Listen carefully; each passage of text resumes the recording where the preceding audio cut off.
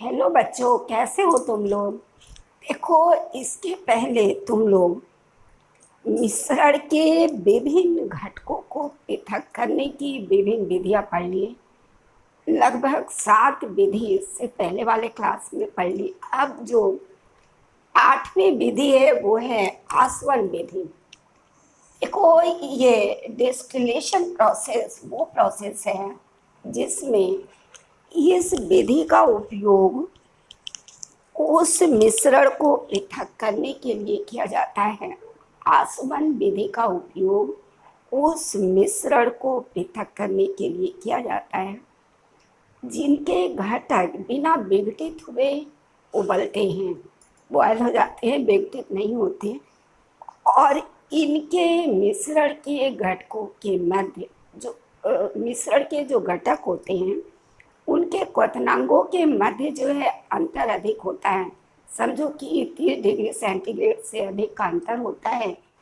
तो इस विधि से ऐसे मिश्रण को पृथक किया जाएगा जिनके मिश्रण के घटक विघटित नहीं होते और इनके घटकों के जो क्वथनांक है उनमें ज़्यादा अंतर होता है। तो देखो, प्रयोगशाला में इस विधि द्वारा एक मिश्रण को पृथक करके दिखाया गया है। देखो, इसके लिए एक आसवन फ्लास्क लेते हैं, ठीक है। और इस आसवन फ्लास्क में उस मिश्रण को लिया जाता है। जैसे यहाँ पे जल और एसीटोन के मिश्रण को लिया गया है। इस प्रयोग में जल और एसीटोन के मिश्रण को इस आसवन फ्लास्क में लिया गया और इसको एक छिद्र वाले कार्क से बंद कर दिया गया और एक छिद्र वाले कार्क में थर्मामीटर लगा देते हैं और फ्लास्क का संबंध जो है जल संगणक से कर देते हैं। ये जल संगणक एक ट्यूब है, इसके ये जल संगणक है जिसमें जल भरा है जो कि इस ट्यूब को ठंडा रखेगा, कर देते हैं। इसके बाद इस फ्लास्क को स्टैंड से कर देते हैं और बर्नर के द्वारा इस आसवन फ्लास्क का जो मिश्रण है, जो जल और एसीटोन का मिश्रण है, उसको देखो गर्म करते हैं। जैसे ही गर्म करते हैं तो चूंकि एसीटोन का क्वथनांक जो है कम होता है जल के क्वथनांक से, एसीटोन का जो क्वथनांक होता है वो 56.53 डिग्री सेंटीग्रेड होता है। उस टेम्परेचर पे पहुंचते ही ये देखो एसीटोन वाष्पित होने लगता है और वाष्पित होके ये जल संघनक से गुजरता हुआ संघनित होकर इस फ्लास्क में एकत्रित हो जाता है और इस थर्मामीटर के द्वारा हम ताप का, टेम्परेचर का अवलोकन कर लेते हैं। तो ये देखो एसीटोन पृथक हो गया, इसको संघनन द्वारा हम संघनित कर लिए, लेकिन इस आसवन फ्लास्क में जल बच जाता है। तो इस प्रकार इस आसवन विधि द्वारा हम जल और एसीटोन को पृथक कर लेते हैं। देखो, इस विधि के द्वारा यह विधि आसवन विधि जो है जल को शुद्ध करने के लिए, जो पीने योग्य जल होता है, जल को शुद्ध करने के लिए बहुत इम्पोर्टेंट विधि है। इस विधि का उपयोग जल को शुद्ध करने के लिए कच्चे तेल के विभिन्न अवयवों को पृथक करने के लिए किया जाता है। और इससे मिलती जुलती एक अलग विधि है, ये जो 9वीं विधि है तुम्हारी, वो है प्रभाजी आसवन, फ्रैक्शनल डिस्टिलेशन। देखो, ये फ्रैक्शनल डिस्टिलेशन विधि उस मिश्रण के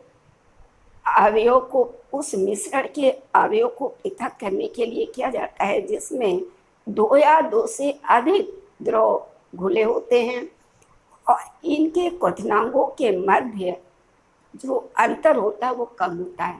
समझो कि 25 केल्विन से भी कम का अंतर होता है इनके क्वथनांकों के मध्य। तो उस समय ये प्रभाजी आसवन विधि का उपयोग किया जाता है। देखो, प्रयोगशाला में प्रभाजी आसवन द्वारा एक प्रयोगात्मक प्रयोग दिखाया गया है जिसमें देखो, इसमें ये एक आसवन फ्लास्क होता है और इस आसवन फ्लास्क में अभी जो तुम आसवन विधि देखी हो उसी से रिलेटेड है। इसमें थोड़ा अंतर होता है इसके उपकरण में, अभी बताएंगे क्या अंतर है दोनों के उपकरण में।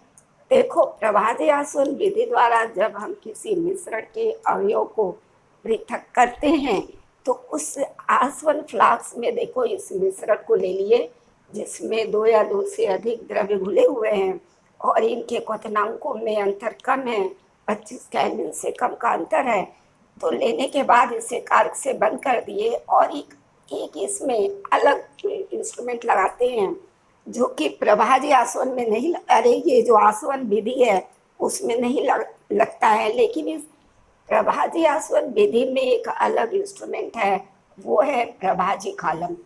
ठीक है, इस प्रभाजी कालम एक ट्यूब होती है जो कि जिसमें कि शीशे के देखो टुकड़े रहते हैं और इसका संबंध जल संगणक से होता है और जल संगणक को फ्लास्क से जोड़ दिया जाता है। अब इस जो आसवन फ्लास्क में इसमें मिश्रण को ले लेते हैं और स्टैंड से कस के इसको बर्नर के द्वारा धीरे धीरे गर्म करते हैं। जैसे ये गर्म करते हैं तो इस मिश्रण में जो घुलनशील द्रव हैं जिनका देख क्वथनांक अलग अलग होता है, अलग अलग क्वथनांक पे वाष्पित होते हैं और वाष्पित होके वो प्रभाजी कालम में जाते हैं जिसमें शीशे के टुकड़े होते हैं। ये जो शीशे के टुकड़े होते हैं वो वाष्प की संघनन का सतह देते हैं। ये जो है शीशे के टुकड़े, ये जो वाष्पित होके द्रव जा रहे हैं उनको सतह प्रदान करते हैं, संघनक के लिए सतह प्रदान करते हैं। और ये फिर ये जो वाष्पित घटक है वो संघनक ट्यूब से होता हुआ संघनित होकर इस फ्लास्क में अलग अलग समय पे एकत्रित होता रहता है।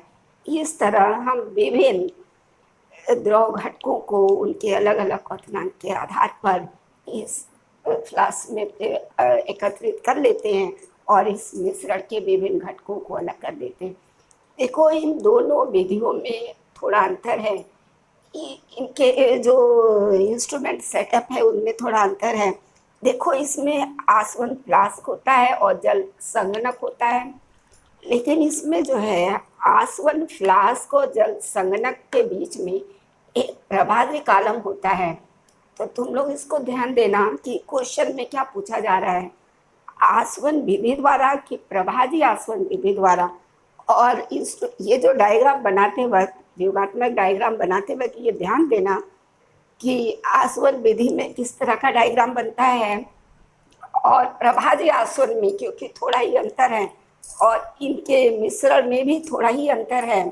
ठीक है, इनके क्वथनांक की शर्तें होती हैं कि इनके मिश्रण के जो आसवन विधि के मिश्रण में जो द्रव घुले होते हैं उनके क्वथनांकों में ज़्यादा अंतर होता है, लेकिन प्रभाजी आसवन ऐसे मिश्रण के अवयव को अलग पृथक करने के लिए किया जाता है। जो मिश्रण के द्रव घुले होते हैं, 2 या 2 से अधिक द्रव जो मिश्रण में घुले होते हैं उनके क्वथनांकों में 25 केल्विन से कम का अंतर होता है, तब प्रभाजी आसवन विधि का उपयोग किया जाता है। तो ये ध्यान होना चाहिए कि किस मिश्रण का पृथक्करण आसवन विधि द्वारा करते हैं और किस मिश्रण का पृथक्करण प्रभाजी आसवन विधि द्वारा करते हैं, क्योंकि दोनों में थोड़ा ही अंतर है। देखो, ये प्रभाजी आसवन विधि का उपयोग, इसका अनुप्रयोग ये एग्जाम में इस आसवन प्रभाजी आसवन विधि का अनुप्रयोग भी पूछता है। देखो, इसका अनुप्रयोग ये है कि इसका उपयोग जो है, जो भूगर्भ से कच्चा तेल निकलता है, जो भूगर्भ से खनिज तेल निकलता है, उस खनिज तेल से पेट्रोल, डीजल, मिट्टी का तेल पृथक करने में इस विधि का अधिकाधिक उपयोग होता है। प्रभाजी आसवन विधि का उपयोग अधिकाधिक भूगर्भ से निकले हुए जो खनिज तेल है उसके विभिन्न घटक, जो मुख्य घटक है, पेट्रोल है, डीजल है, मिट्टी का तेल है, उसको अलग करने के लिए प्रभाजी आसवन विधि का उपयोग किया जाता है। इसके अतिरिक्त जो जलीय वायु है उसके जो विभिन्न गैसें हैं घटक के रूप में, इनके विभिन्न गैसों को पृथक करने के लिए, जलीय वायु के विभिन्न गैसों को पृथक करने के लिए प्रभाजी आसवन का प्रयोग करते हैं। तो प्रभाजी आसवन के 2 मुख्य अनुप्रयोग हैं, खनिज तेल के विभिन्न घटकों को पृथक करने के लिए और जलीय वायु के विभिन्न गैसों को पृथक करने के लिए मुख्य रूप से प्रभाजी आसवन विधि का उपयोग किया जाता है। और इसके बाद जो तुम्हारी लास्ट विधि है क्रिस्टलीकरण, अब तुम लोग पढ़ोगे क्रिस्टलाइजेशन, जो कि मिश्रण के घटकों को पृथक करने की लास्ट विधि है, वो है क्रिस्टलीकरण। क्रिस्टलीकरण बहुत इंपॉर्टेंट विधि है क्रिस्टलाइजेशन। देखो क्रिस्टलीकरण वह विधि होती है जिसमें किसी रासायनिक पदार्थ के तरल विलयन को क्रिस्टल में बदला जाता है, जो छोटे छोटे क्रिस्टल में बदल दिया जाएगा, जिसके द्वारा क्रिस्टल के रूप में शुद्ध ठोस को विलयन से अलग कर लिया जाता है। तो ये बहुत इम्पोर्टेंट विधि है क्रिस्टलाइजेशन। देखो इसका उपयोग जो है, जब समुद्री जल से जो नमक निकाला जाता है उसमें जो अशुद्धियाँ होती हैं उनको दूर करने के लिए मुख्य रूप से क्रिस्टलीकरण प्रक्रिया अपनाई जाती है, जिससे कि जब नमक प्राप्त कर लेते हैं समुद्री जल से, फिर उसका विलयन बनाते हैं, फिर उसका क्रिस्टलाइजेशन करते हैं और शुद्ध नमक के क्रिस्टल को प्राप्त करते हैं। तो ये बहुत ही इम्पोर्टेंट विधि है क्रिस्टलाइजेशन। जो समुद्री जल से नमक निकाला जाता है उसको शुद्ध करने के लिए ये बहुत इम्पोर्टेंट विधि होती है। और इस विधि द्वारा जो फिटकरी होती है जो हम लोग घरों में यूज़ करते हैं, ये फिटकरी जब बनती है तो बहुत इसके जो विलयन होते हैं बहुत अशुद्ध होते हैं। तो अशुद्ध नमूने से शुद्ध फिटकरी के क्रिस्टल को निकालने के लिए ये क्रिस्टलाइजेशन का उपयोग किया जाता है। तो ये बहुत ही इम्पोर्टेंट विधि समुद्री जल से प्राप्त नमक को शुद्ध करने के लिए और अशुद्ध नमूने से फिटकरी को पृथक करने के लिए ये बहुत ही इम्पोर्टेंट विधि है। तो बेटा देखो, अब इस क्रिस्टलीकरण के साथ वो जो तुम्हारा टॉपिक है मिश्रण के विभिन्न घटकों को विभिन्न विधियों द्वारा पृथक करना, वो पूरा हो गया। अब ये जो 10 विधियां हैं जो मिश्रण के विभिन्न घटकों को विभिन्न विधियों द्वारा पृथक किया गया है, इसको तुम लोग बहुत ही अच्छी तरह अपने कॉपी में लिख लो और एक एक करके इन विधियों को, उनकी शर्तों को तुम्हें जानना है कि किन किन रासायनिक पदार्थों का, किस रासायनिक पदार्थ का पृथक्करण किस विधि से करते हैं, क्यों करते हैं। तो तार्किक ढंग से इसको तुम्हें जानना है, रटना नहीं है कि रट लेना है। तुम्हें पता होना चाहिए कि किस रासायनिक पदार्थ का पृथक्करण जो है, रासायनिक पदार्थ के घटकों का पृथक्करण जो है आसवन विधि द्वारा करते हैं, किसका प्रभाजी आसवन विधि द्वारा करते हैं, किसमें जो है क्रिस्टलीकरण का उपयोग करते हैं। और इससे पहले भी तुम लोगों ने बहुत विधियां पढ़ी, वो सभी को तार्किक ढंग से पता होना चाहिए कि किस मिश्रण को पृथक करने के लिए कौन सी विधियां उपयोग में लाई जाएंगी और क्यों लाई जाएंगी। इस तरह तुम इसे याद करना, रटना नहीं कि ये रट लिए, ऐसा नहीं है। तार्किक तरीके से तुम्हें पता होना चाहिए कि इस विधि का उपयोग क्यों कर रहे हैं इस रासायनिक पदार्थ के मिश्रण को पृथक करने के लिए। तो इसी के साथ ये मिश्रण के विभिन्न घटकों को पृथक करने का जो टॉपिक था वो समाप्त हो गया। अब इस चैप्टर का जो आगे का टॉपिक है वो तुम्हें नेक्स्ट क्लास में बताया जाएगा।